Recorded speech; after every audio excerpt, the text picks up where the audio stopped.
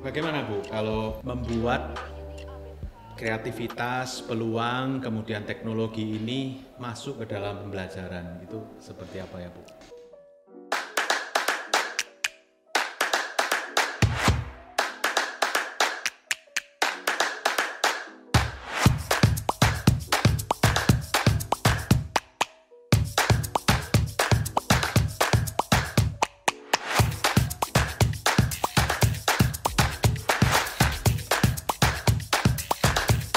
Halo UC People, kembali di TLC Talks. Kali ini kami mengundang rekan kerja yang luar biasa yang beliau menggeluti sesuatu bidang yang menarik untuk kita kupas hari ini, yaitu tentang kreativitas dan inovasi. Halo Bu Yulwan. Ya, halo Pak Luki, apa kabar? Baik. Apa kabar Bu? Sehat ya, puji Tuhan. Apa sih kreativitas menurut Bu Yuan? Kreativitas ya, menarik ya. Ada yang mengatakan bahwa kreativitas itu sebatas mindset, tapi ada juga yang bilang kreativitas itu adalah sebuah keterampilan, Pak. Jadi kalau menurut saya kreativitas itu adalah campuran antara mindset dan keterampilan untuk kita bisa berpikir bahwa untuk suatu masalah itu solusinya nggak cuma satu, nggak hanya ada satu jalan untuk menuju satu hal, istilahnya seperti itu. Jadi kreativitas itu harus solutif begitu ya Bu? Solutif. Ada satu kata lagi, kreativitas akan mandek ya, cuma kreativitas saja begitu. Tetapi kalau kita gabungkan dengan satu kata lagi, yaitu peluang, maka itu akan beda begitu. Gimana Ibu Yuan menanggapi hal ini? Ya, mungkin itu nanti lebih dekat dengan kata inovasi juga nanti ya Pak ya. Artinya kreativitas yang tidak hanya dinikmati oleh diri kita sendiri, bisa dinikmati lebih banyak orang, ya itu kan berarti ada peluang yang kita kerjakan di situ. Jadi dia harus bisa dinikmati orang lain istilahnya kreativitasnya. Bu Yuan pernah punya pengalaman real Bu tentang kreativitas dan peluang? Oke, kreativitas dan peluang saya rasa akan selalu ada pengalaman untuk semua orang ya Pak, beda-beda. Baik itu di dunia kerja seperti kita di corporate ataupun di dunia kerja berbisnis misalkan. Kalau di berbisnis, saya 2 kali punya bisnis itu semuanya kaitannya sama kerajinan tangan. Kata orang itu dekat sekali dengan dunia kreativitas karena kita bermain dari banyak istilahnya banyak materi yang tadinya tidak ada kaitannya gitu ya, tiba-tiba bisa kita ubah menjadi sesuatu yang bisa dijual. Seperti itu kalau dunia bisnis. Tapi kalau di dunia corporate mungkin setiap hari kita pasti dipertemukan dengan berbagai problem dari corporate, dari stakeholder yang ada di dalam situ. Nah, kita harus bisa berpikir cepat nih gimana caranya membantu mereka menyelesaikan masalah mereka dengan cepat. Seperti itu. Saya tertarik dengan yang di bisnis tadi Bu. Sebuah kreativitas ini kalau ditemukan dengan peluang itu menghasilkan uang. Itu ada cerita Bu, gimana tuh? Nah itu, jadi kalau setiap kali saya mau masuk ke bisnis, biasanya memang saya kembali ke skill diri kita sendiri, sama passion diri kita sendiri apa.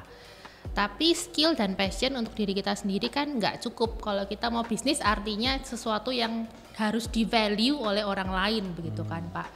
Nah akhirnya kita harus mengubah nih apa yang kita sudah miliki gitu kan, di-combine, dicari caranya kalau dari sudut pandang customer ini yang sebenarnya lagi trending apa ya, yang lagi mereka sering beli apa ya. Nah kita combine sendiri terus kita buat produknya untuk kita jual. Kayak gitu. Tentunya sesuai dengan kebutuhan di masyarakat begitu ya, itulah peluang begitu ya Bu. Baik, nah UC People, jadi kreativitas itu tidak hanya berhenti di kreativitas, tetapi kreativitas harus dihubungkan dengan peluang dan kebutuhan di pasar sehingga kreativitas ini bisa dihargai. Apakah itu dalam bentuk uang yang seperti tadi dikatakan Bu Yuan, dalam bentuk bisnis begitu ya, sehingga kreativitas ini bermakna atau mempunyai value bagi orang lain. Nah, akhir-akhir ini Bu, kreativitas ini dan peluang ini dampaknya bisa semakin besar dengan kehadiran teknologi, khususnya teknologi informasi. Ya, banyak contoh seperti yang kita tahu itu Grab, selain Grab apa ya Bu? Tokopedia, lalu sekarang GoTo ya Pak. GoTo, nah Gojek dan Tokopedia. Ya, Gojek ya, hal-hal seperti itu yang membuat dampak dari kreativitas dan peluang ini semakin besar dan itu membuat banyak orang merasakan dampaknya, khususnya dampak positif ya. Bagaimana Bu Yuan selaku pelaku nih menanggapi teknologi ini Bu, kalau digabungkan dengan yang tadi itu ya, kreativitas ya, dan peluang. Jadi memang pada dasarnya bisnis-bisnis startup digital seperti itu menurut saya memang berangkatnya satu, menyelesaikan masalah orang dulu Pak. Tapi kreativitas atau disrupsinya timbul ketika dia menggunakan tools seperti teknologi yang tadinya tidak dipikirkan orang lain. Nah, teknologi ini ternyata nggak cuma bisa menjadi salah satu alat solutif buat kebutuhan orang, tapi dia meleverage-kan yang tadinya skupnya kecil, sekarang aksesnya bisa luar biasa besar. Jadi akses marketnya jadi besar, sistemnya jadi lebih cepat dibandingkan satu bentuk yang konvensional tanpa teknologi seperti itu. Jadi menurut saya teknologi ini sebenarnya hanya salah satu alat yang meleverage solusi kreatif dari para startup digital.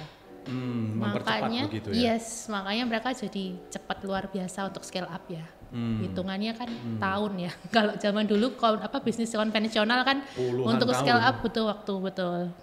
Tapi sekarang bisa karena teknologi bisa lebih cepat begitu ya. Lebih cepat. Dan penyebarannya bisa lebih luar biasa. Yes.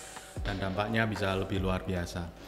Baik. Nah, saya dengar Bu Yuan ini juga mengajar UC People, jadi apa yang dia praktekkan, apa yang dia rasakan, pengalaman yang dia lakukan itu juga dia coba sharingkan dengan mahasiswanya begitu. Kita coba gali. Bagaimana Bu kalau membuat kreativitas, peluang, kemudian teknologi ini masuk ke dalam pembelajaran itu seperti apa ya Bu? Iya, jadi saya rasa kalau di UC terutama karena kita muatannya entrepreneurship-nya besar ya Pak. Artinya kita memang mewajibkan mahasiswa untuk mencari sebuah problem kemudian berpikir dengan cepat. Banyak solusi yang bisa dia pikirkan nih. Nah, solusi-solusinya yang kreatif ini masalahnya Pak perlu timbul ketika mereka punya inspirasi. Jadi kita sebagai pengajar saya rasa sangat penting juga untuk membuka wawasan mahasiswa seluas mungkin sebelum kita mau memancing solusi-solusi kreatif yang mereka buat begitu ya. Dan yang kedua yang paling penting menurut saya adalah menciptakan situasi yang tidak menakutkan bagi mahasiswa ketika dia ingin mengeluarkan ide gilanya. Nah, itu yang agak susah ya. Betul. Jadi karena saya pikir bahwa kreativitas itu seringkali tidak muncul karena dia merasa takut begitu. Betul. Jadi yang paling penting saya rasa dua itu sebagai pengajar, inspirasi dan situasi yang kondusif buat mahasiswa. Ada contoh konkret Bu, cerita yang menarik begitu ketika anak-anak beride gila ini? Oke, tapi mungkin saya yakin para pengajar di sini juga punya banyak sekali contoh gitu ya. Tapi kadang saya memancing dari hal yang sederhana, misalkan supaya mereka jauh lebih berani dalam kelas. Biasanya kadang saya bermain yang namanya unpopular opinion. Unpopular opinion. Jadi setiap dari kita harus bisa mengemukakan opini yang tidak populer di masyarakat. Iya. Jadi yang kan tidak biasa begitu betul, ya. Betul. Karena kita kan butuh suasana yang santai itu tadi, Pak. Artinya apapun yang kita sampaikan tidak boleh dijudge. Seperti itu. Nah, unpopular opinion itu salah satu game yang biasanya saya mainkan di kelas sih. Jadi misalkan contoh nih, saya nggak suka sama yang namanya Itaewon Class. Tapi kan banyak yang suka ya. Banyak yang suka, tapi saya akan bilang saya nggak suka. Tapi nggak boleh dijudge. It's our opinion. Seperti itu. Oh, okay. Nah, nanti bisa Pak Luki misalkan menyampaikan apa yang semua orang lain suka tapi Pak Luki nggak suka. Misalkan, aku nggak suka K-drama gitu. Itu kan menarik ya. Nah, nanti bisa jadi ada pembicaraan yang bisa kita pancing. Kenapa? Gitu kan. Dengan menstimulus begitu mereka lebih rileks ya, lebih rileks dan kreativitasnya lebih muncul. Apakah ada cerita sukses Bu di mahasiswa kita ketika mereka menjalankan kreativitas ini?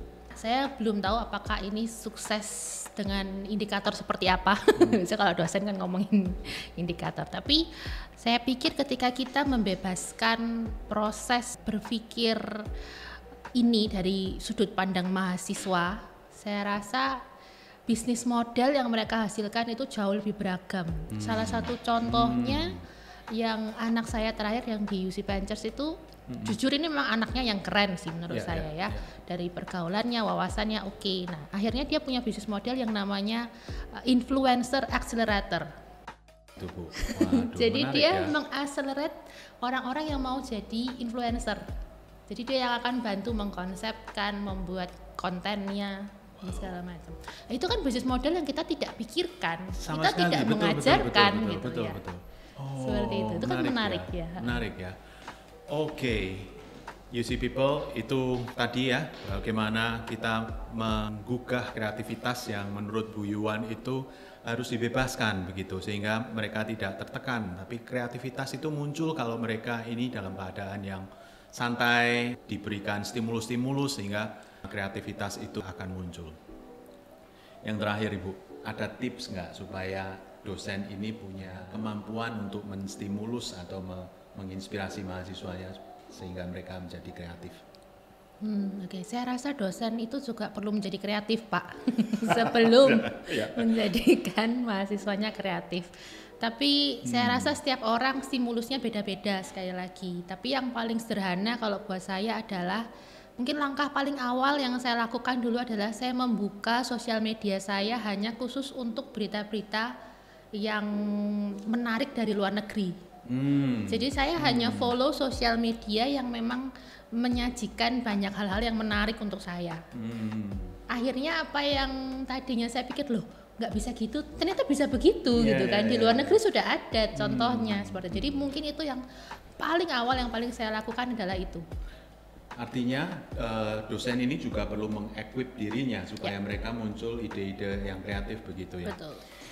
Oke, thank you so much untuk kehadirannya di sini Bu Yuan, sungguh menginspirasi apa yang disampaikan Bu Yuan. Dan UC People, terima kasih juga untuk menyaksikan apa yang kami bicarakan.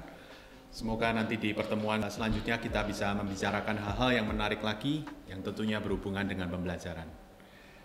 Saya Lucky dan saya Yuan. salam entrepreneur.